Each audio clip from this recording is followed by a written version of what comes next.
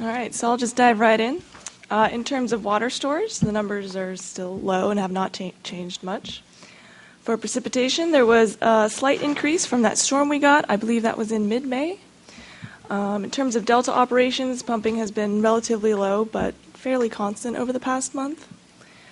I threw in some numbers for waterfowl, which I got from CDFW. Mallard duck breeding pairs in the Delta region are not doing so well this year, while breeding pairs in Sioux and Marsh are doing marginally better. And then finally, for water quality, once again, electrical conductivity, or EC, is related to the salinity in water. So here, I'm just using it as a proxy for salinity intrusion into the delta. And so for reference, I just mentioned that the preferred EC for drinking water is around 500 microsiemens per centimeter or lower, and seawater EC is around 54,000. These are not based on standards, they're just reference numbers. And so salinity is creeping further into the delta and currently extends just past the confluence of the Sacramento and San Joaquin rivers. And actually, if you flip to the backside of By the Numbers this month, you'll see that I have this time included a map showing where these locations are to kind of help with that visualization. Any questions? I have a couple questions. Questions? At what point does ag truly get in trouble with this EC at the numbers? Because you have Rio Vista and at just under the drinking, or just under where the drinking water standard is impaired, and Banks is slightly above it, and Collinville's are horrid. So it depends on the commodity grown, and Sam has just stepped to the mic to answer that with details. And that was the second half. At what point do you then have to start selecting down crop-wise to, like, grass, salt grass? It depends on the crop, and generally they try to set the standards to fit the most sensitive crop that's grown in that area. And the standards have generally been in the range of like 700 to 1,000. So I would say 1,000 is a pretty good reference number for the delta. If EC is over 1,000, you start having reduced productivity and reduced yield on some of your crops. So that's probably a good number to keep in mind. And one quick one: when at the next time we report on this, could we? I'm sure there's a station somewhere in the South Delta, over towards the San Joaquin River, that would give us an idea of what the South Delta folks are facing. And I know if you follow the Sacramento, that was one of the issues with the rock dams that right now are kind of on hold. But the question is how do you hold that salinity given low flows? Right. Yeah, there's standards. I mean, there are sampling points and monitoring locations, at several places in the South Delta. And I think generally at Vernalis, which is where our water enters South Delta, it's probably generally 600 or 700 right now.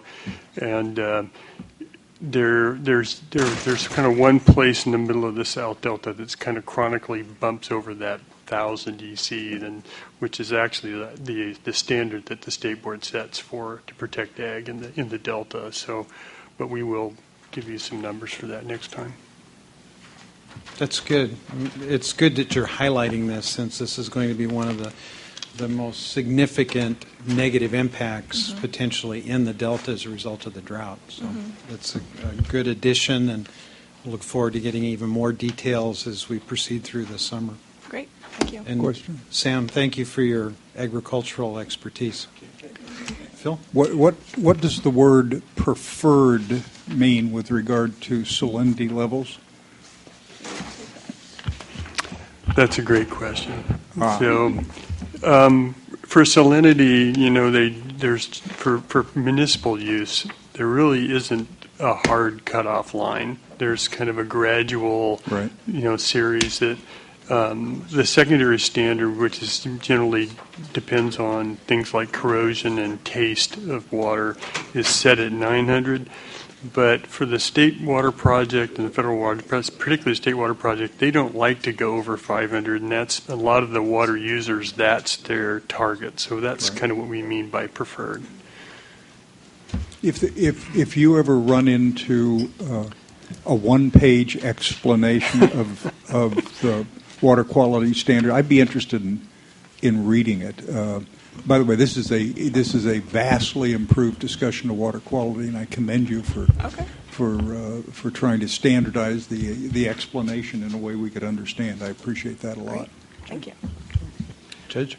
Yeah, Mr. Chairman, I think it might be helpful at some point in the soon that we have a brief panel discussion on this, because this is the first time I've seen this type of information on it by the numbers, and I'm getting a little education in the last 5 minutes, so I think it might be helpful to have that kind of discussion more lengthy. Sure, Jessica, we'll make that happen.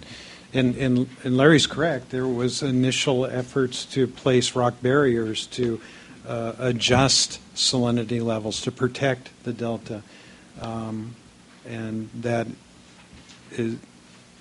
that's somewhere out there. Perhaps in the future, perhaps not. So it'll all be part of a panel or an update. On that panel, you might want to have somebody like Contra Costa Water, who takes water right there at Rock Slough and is, I'm sure, watching these numbers very closely. A month ago, when the Independent Science Board took a tour of the Delta, we visited one of those sites, one of their intakes, that was already at that time exceeding 500. So thank you by the numbers. Great job. Thanks. And any other questions of Peter? Peter, one of the things I'm curious about for future discussion, the drought has captured the attention of a lot of people and distracted many from other projects that were currently underway. One of the things that's important to this council is treatment of predation. And there was one workshop that had been held with two to follow. There has been treatment of predation in the inflow and outflow panels and so on. If you don't have an update now, can you provide us one next month as to where we're headed on pulling together information on that issue? Yes, Mr. Chair, I could certainly do that. Would you like a 30-second? Yes.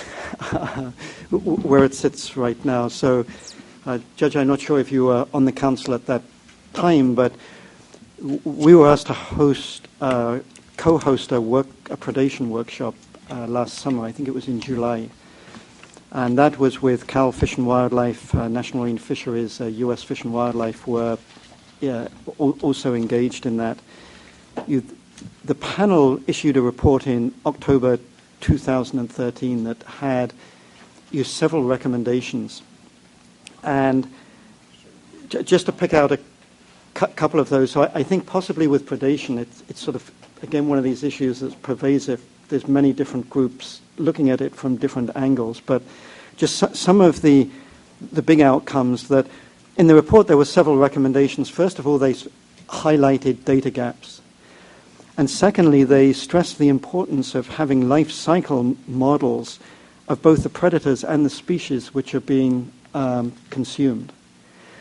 And the agencies, I think this is going to be one of the examples where the agencies have really started responding to the recommendations in the report. So already there were two very major efforts going on in the life cycle models. And why this is so important, it's not a linear relationship that if you increase predation by 10% in the outflowing smolts, you get a number back. It's an extremely nonlinear problem. But there were two major efforts at that time just getting underway. Steve Linley with nymphs and his salmon life cycle model, and Ken Newman with smelt. And so during the last year, they've given presentations in several forums where they're laying out their methodology, what they're doing, where they're taking data from. And they, I think, certainly confirm some of these data gaps. And so in order to fill that, there's several efforts going on. The South Delta Coalition is looking at predation. There's been the striped bass settlement, which is going to provide some resources to look at predation.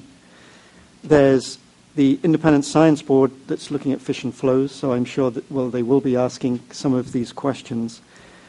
So that's more on what's being planned, but there's a study which has got started to make use of this summer and this season that I think is particularly interesting. And again, it's from these recommendations of the panel report.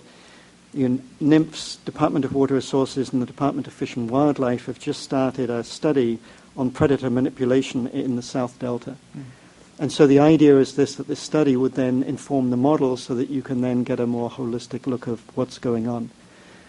So I think that it's a very good question, and it's one of these. It hasn't been dropped, but it probably hasn't had the same attention as the drought issues and some of the other things. But we'd be delighted if this is important. We could come back and give a more structured response if that's useful. Well, it's encouraging to know that activity has continued even though we haven't heard much. So thank you for that 30-second update. And at the appropriate time, when you're ready, a full report would be appreciated. Okay. Any other questions of Peter? Peter, thank you very much. And we'll now move